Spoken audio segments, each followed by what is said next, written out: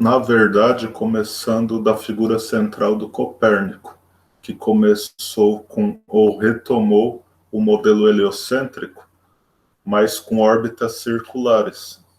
O que a gente viu recentemente, estudando, é que não é bem assim.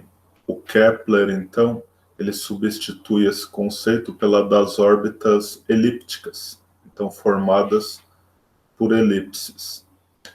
E, bom, que nomes estão lá? Está bem pequenininho, deixa eu ver se melhora.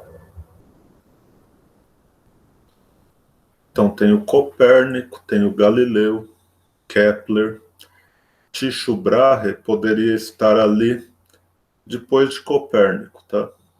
Mas acabou ficando nessa posição. Ole Homer, quem que vem depois? Isaac Newton, Edmund Halley. Newton, a gente vai falar muito sobre ele daqui para frente, mas o Halley, lembre-se do cometa Halley, talvez o cometa mais famoso. Cassini. Cassini, existe também uma sonda chamada Cassini, como existe um telescópio chamado Hubble. Esses grandes equipamentos colocados no espaço, às vezes eles recebem nome de cientista também. É William Herschel, Lagrange, Laplace, Gauss, Einstein e Hubble. Então são esses que estão. E eu quero mostrar também para vocês algumas simulações, então algumas animações de sistemas solares. Vou pôr para apresentar.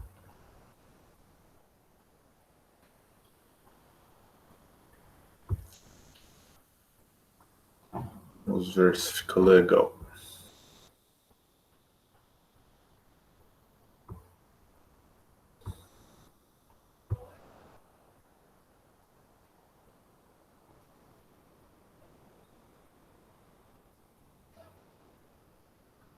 Aqui.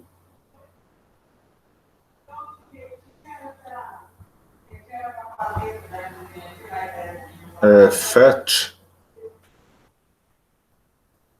é um laboratório virtual, então, Universidade de Colorado, nos Estados Unidos.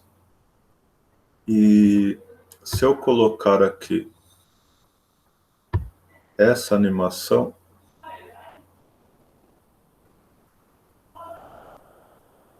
aqui está o nosso Sol e a nossa Terra. Eu posso deixar a animação mais rápida e também colocar vetores velocidade, força da gravidade e o caminho, que seria a órbita. A grade, ela funciona assim, ó. Tá vendo? Bem a rigor, o Sol muda um pouquinho de posição. A gente ainda não considera isso, porque a massa do Sol é muito maior que a massa da Terra, não precisa considerar isso. Mas é como se ele ficasse bamboleando enquanto o planeta faz a órbita. Não se nota aí uma grande diferença no valor da velocidade. Mas a velocidade tem que ser maior no periélio. Então, o que dá para mudar aqui? Ó? Dá para paralisar, limpar. Deixa eu ver. Aí eu tenho que apagar um por um e depois colocá-los. Vou deixar a grade, o caminho, mas vou aumentar a massa do Sol, a massa da estrela desse sistema, então. E ver o que acontece. Vai ficar dessa forma, ó. Tem que mostrar o que aqui? A gravidade. Ó, é tão grande que um vetor ficou em cima do outro. Então vou desligar isso, vou deixar a velocidade e o caminho.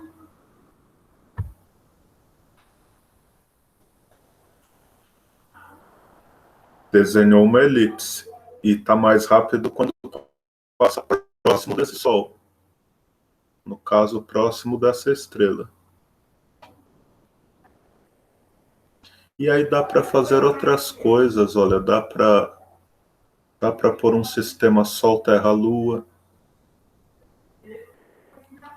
dá para pôr um sistema Terra, Lua, dá para pôr um sistema Terra, Satélite.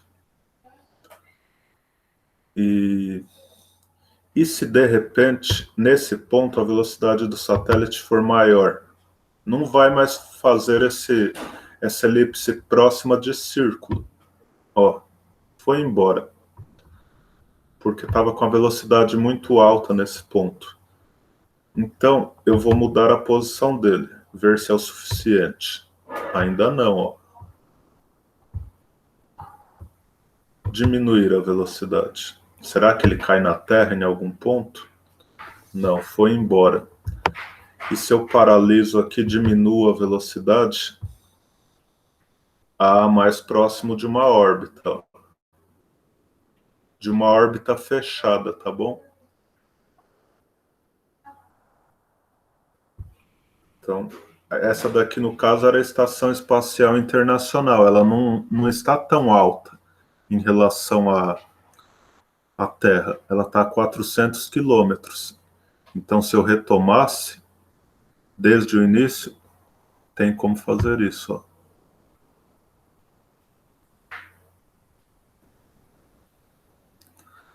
Nessa massa, ela está na posição da Estação Espacial Internacional, ISS, tá?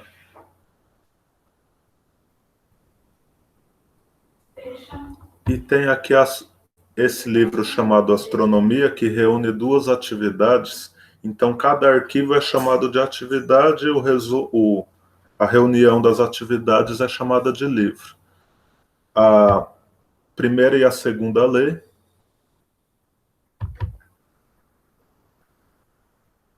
Então, o que a gente tem aqui? Claro que está muito exagerada essa órbita. Ela está mais para a órbita de cometa, porque ela está muito alongada. E a órbita dos planetas não é tão alongada desse jeito. O que dá para marcar aqui? A órbita. Tem que carregar, porque tem que aparecer o play, que é o iniciar.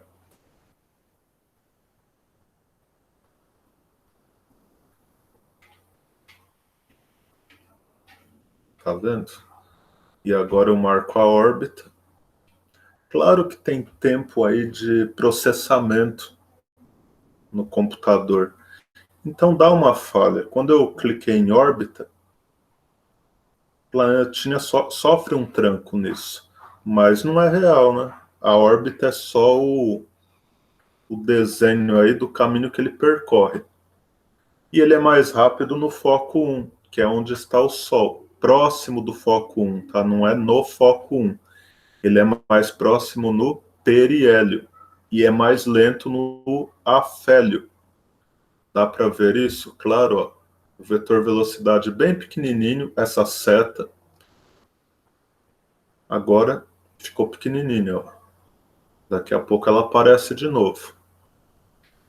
E aí outras definições. Porque aqui eu já estou iniciando um pouco da segunda lei. A primeira lei só diz que a órbita é elíptica e o Sol está em um dos focos. E a segunda lei? Que o planeta é mais rápido ao passar próximo do Sol, já que esse raio vetor, essa linha, ela percorre áreas iguais em tempos iguais. Essas áreas, apesar do formato diferente, ela tem o mesmo valor. Então eu usaria a mesma quantidade de tinta, se fosse possível pintar, na área A1 e na área A2.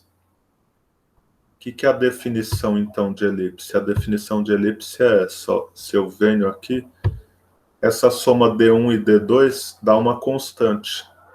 Daí a possibilidade de desenhar elipse usando barbante, 2 pregos e um lápis. A soma dessas duas distâncias dá uma constante, que é o tamanho do barbante. E o planetinha ali está fazendo o papel do quê? Da ponta do lápis. Tá, então, para a primeira e para a segunda lei é isso. E para a terceira lei, Eu vou falar primeiro desse, ó, Sol, Terra, Lua. Aqui é só um desenho mostrando que esse plano aqui, da órbita da Lua, ele não é o mesmo plano da órbita da Terra. Então, os alinhamentos entre esses três astros não é tão constante, o alinhamento perfeito. Por isso que a gente não tem eclipse todo mês. Mas nesse mês, dia 26, então, agora, 26 de maio de 2021, superlua, eclipse total da Lua. O que é a superlua? A órbita da Lua também é alongada. Então, se ocorrer uma lua cheia com a Lua mais próxima da Terra, ela é ligeiramente maior.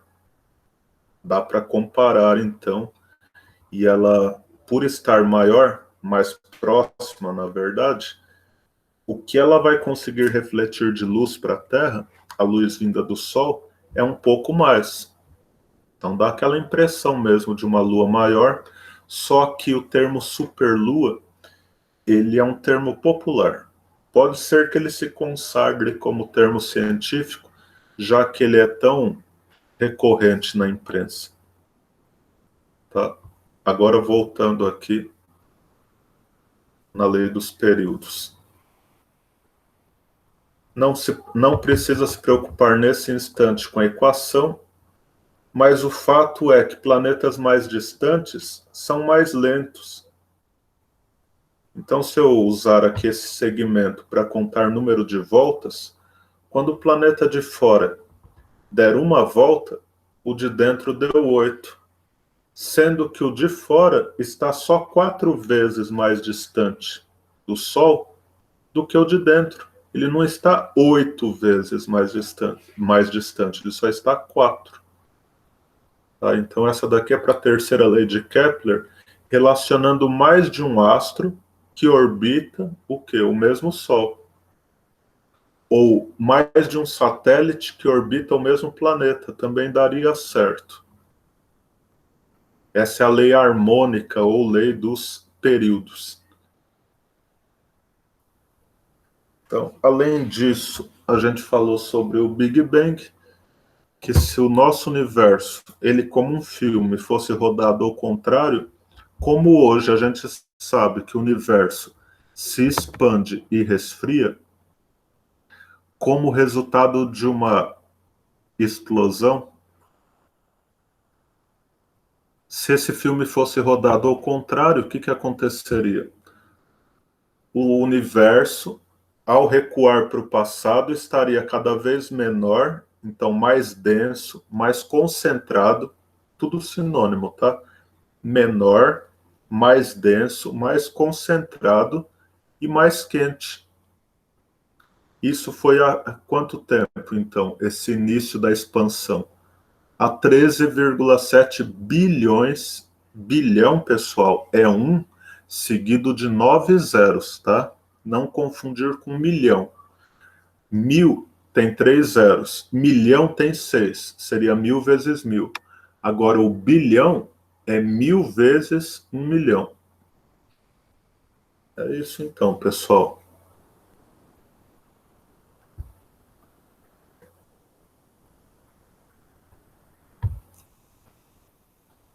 Esses links eu deixo na descrição do vídeo, então, o do FET e o da minha...